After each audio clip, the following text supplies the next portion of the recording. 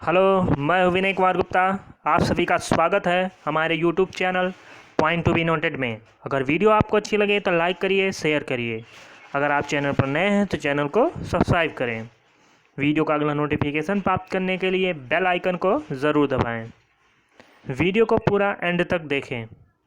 आज का हमारा टॉपिक है मैस्लो का अभिप्रेरणा सिद्धांत। तो चलिए शुरू करते हैं। तो मैस्लो का अभिप्रेरणा सिद्धांत किसने दिया था?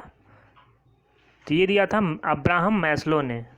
इनका पूरा नाम क्या था? Abraham Maslow. ये कहाँ के थे? ये अमेरिका के एक प्रसिद्ध मनोवैज्ञानिक थे। तो आप ये दो चीज़ याद रखिए कि अभिप्रेरणा सिद्धांत किसने दिया था? अब्राहम मैस्लो ने। ये अमेरिका के रहने वाले थे। इनकी कुछ पुस्तक हैं जो इम्पोर्टेंट है। पहला है ए थ्योरी ऑफ ह्यूमन मोटिवेशन। क्या है? ए थ्योरी ऑफ ह्यूमन मोटिवेशन। ये 1954 ईस्वी में इन्होंने दिया था। दूसरी पुस्तक है मोटिवेशन एंड पर्सनालिटी। क्या है?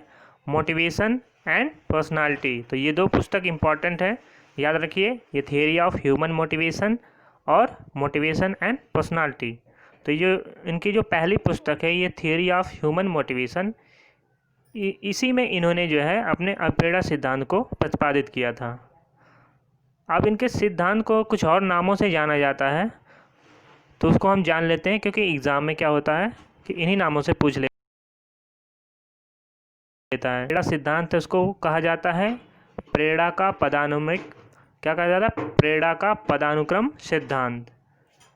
पहला प्रेरणा का पदानुक्रम सिद्धांत, दूसरा मानवतावादी उपागम सिद्धांत। क्या? मानवतावादी उपागम सिद्धांत। इसी को मांग सिद्धांत भी कहते हैं, इसी को आवश्यकता का सिद्धांत भी कहते हैं। तो इतने नामों से इनके सिद्धांत को जाना जाता है। तो कई बार एग्जाम में पूछा जा चुका है कि आवश्यकता का सिद्धांत या मांग का सिद्धांत किसने दिया था? तो किसने दिया था? अब्राहम मैस्लो ने दिया था। एक और इम्पॉर्टेंट पॉइंट आ गया कि मैस्लो ये प्रथम मनोवैज्ञानिक थे जिन्होंने आत्मसिद्धि प्रत्यय का अध्ययन किया था। तो सबसे पहले आत्मसिद्धि प्रत्यय का अध्ययन किसने किया था? मैस्लो ने। तो ये चीज़ आप याद रखिए, हो सकता है एग्जाम में यही पूछ ले कि आत्मसिद्धि प्रत्यय सबसे पहले किसने दिया था? तो किसने दिया था? मैस्लो ने। अगला है, इन्होंने जो अपना सिद्धांत दिया था वो व्यक्तित्व के संदर्भ में दिया था, पर्सनालिटी के संदर्भ में इन्होंने अपना सिद्धांत, जो अभिप्रेरणा का सिद्धांत दिया था, वो व्यक्तित्व के संदर्भ में दिया था। उनका विचार क्या था कि व्यक्ति की जो आंतरिक शक्तियाँ होती हैं उसके लिए अभिप्रेरक का कार्य करती हैं। तो व्यक्ति की आंतरिक शक्तियाँ क्या करती हैं? उसके लिए अभिप्रेरक का कार्य करती हैं, और इन्हीं अभिप्रेरकों को उन्होंने मनुष्य की आवश्यकताओं के रूप में प्रस्तुत किया। तो मैस्लो ने क्या किया? जो व्यक्ति के अंदर आंतरिक शक्तियाँ होती हैं वही उनको जो है अभिप्रेरक का कार्य करते हैं, और इन्हीं अभिप्रेरकों को उन्होंने मनुष्य की जो आवश्यकताएं होती हैं उसके रूप में प्रस्तुत किया था। इसी वजह से इनके सिद्धांत को क्या कहा जाता है? आवश्यकता या मांग का सिद्धांत। आवश्यकता या मांग का सिद्धांत कहा जाता है। मनुष्य क्या करता है? अपनी आवश्यकताओं की पूर्ति के लिए विभिन्न क्रियाएं करता है। तो मनुष्य के सामने जो भी उसकी आवश्यकताएं हैं उसको पूरा करने के लिए वो कार्य करेगा। बिना कार्य किए उसकी आवश्यकताओं की पूर्ति नहीं होगी। तो इसलिए मनुष्य क्या करता है? अपनी आवश्यकताओं को पूर्ति करने के लिए विभिन्न क्रियाएं करता रहता है। मैस्लो ने आवश्यकताओं का वर्गीकरण कर इन्हें एक क्रम में व्यवस्थित किया। तो मैस्लो ने क्या किया कि मनुष्य की जो आवश्यकताएं होती हैं उनका वर्गीकरण करके एक क्रम में व्यवस्थित कर दिया, जिन्हें क्या कहते हैं? आरोही पद सोपान कहते हैं, और इसी को मैस्लो पिरामिड के नाम से भी जाना जाता है। तो किससे क्या क्या नाम जाना था? आरोही पद सोपान या मैस्लो पिरामिड। उन्होंने पिरामिड के रूप में प्रदर्शित कर दिया मनुष्य की जो आवश्यकताएं होती हैं उसका वर्गीकरण करके एक पिरामिड का रूप दे दिया। इसीलिए मैस्लो का पिरामिड भी बोलते हैं, और एक क्रम से व्यवस्थित किया जिसकी वजह से आरोही पद सोपान भी कहते हैं। तो ये दो चीज़ आप याद रखिए। तो मैस्लो ने अपने आवश्यकता पदानुक्रम सिद्धांत, तो उनके सिद्धांत को और क्या नाम जाना जाता है? आवश्यकता पदानुक्रम सिद्धांत के नाम से भी जाना जाता है। तो उन्होंने उसमें 5 मूलभूत आवश्यकताओं को बताया है। कितने? 5 मूलभूत आवश्यकताओं को बताया है जो निम्न है। तो पहला क्या है? शारीरिक आवश्यकताएं हैं।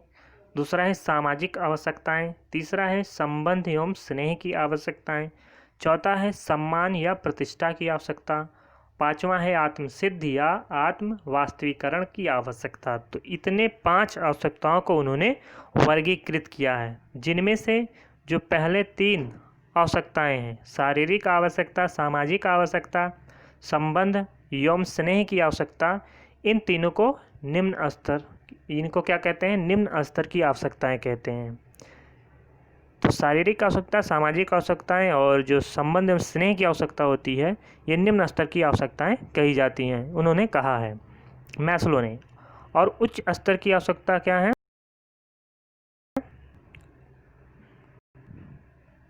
तो उच्च स्तर की आवश्यकता क्या है?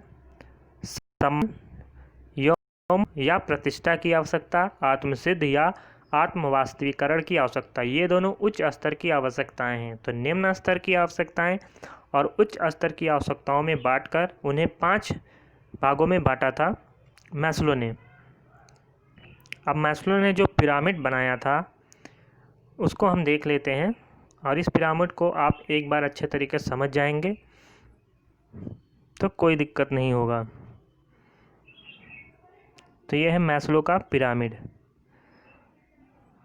तो सबसे नीचे यहीं से ये निम्न स्तर से शुरुआत होकर उच्च स्तर तक जाती है, निम्न से उच्च स्तर तक पहुंचती है, निम्न से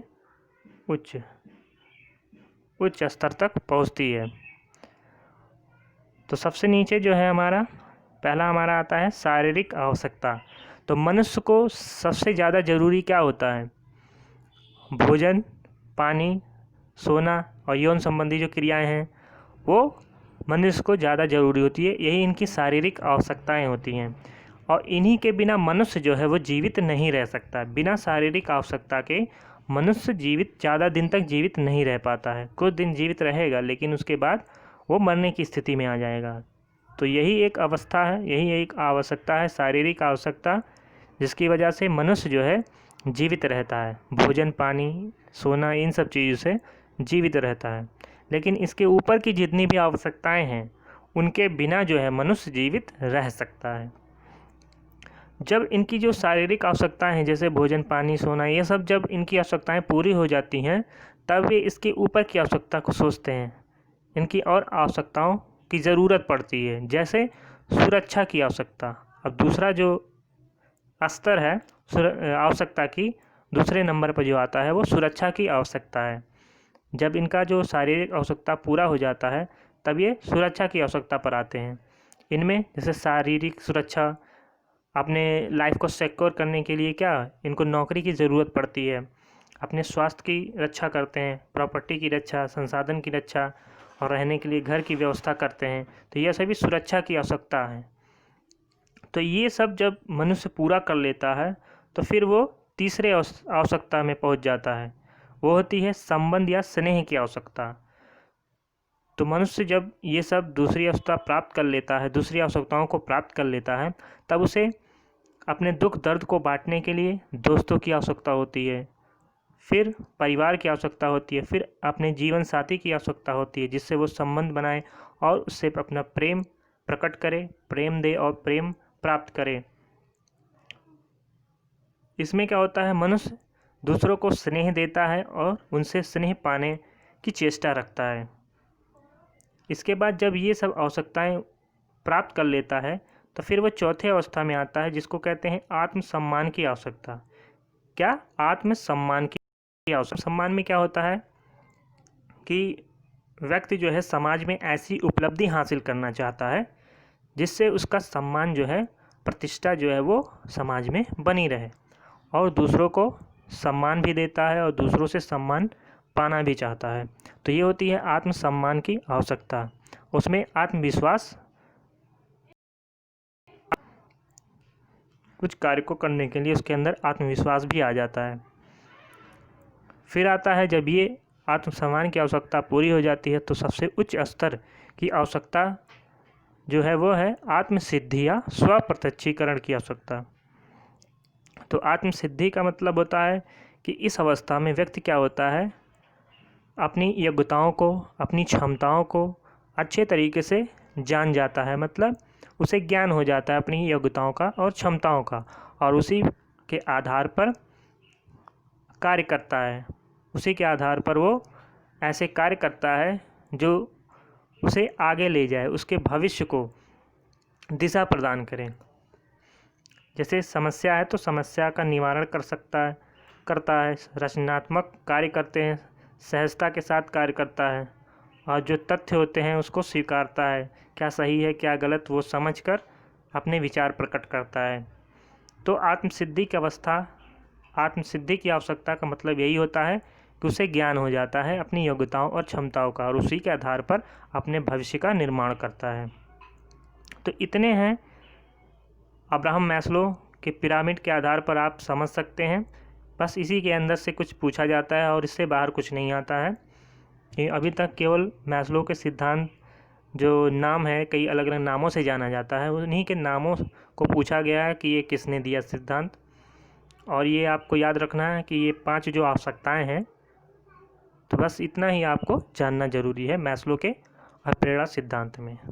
तो यहीं पर हमारा टॉपिक ख़त्म होता है, मैस्लो का अप्रेरणा सिद्धांत।